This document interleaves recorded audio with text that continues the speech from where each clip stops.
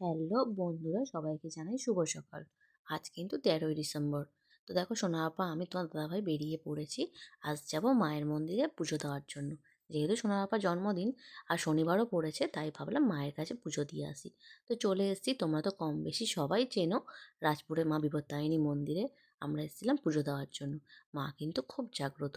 তো মায়ের মন্দিরে চলে এসেছি, মায়ের কাছে এসে দেখো মন ভরে দেখো পুজো করে নিয়েছি।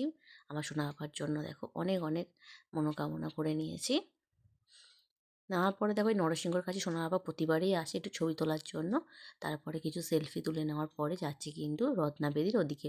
ওখানে কিন্তু ধূপ মোমবাতি দিতে হয়। দেওয়ার পরে দেখো তোমার দাদাভাই আসছিলো, একটু ভিডিও করছিলাম। তারপরে চলে গেছিলাম খেলনার দোকানে। তো সোনা বাবা যেহেতু জন্মদিন ছিল, তাই দেখো একটা খেলনা ওকে কিনে দিলাম।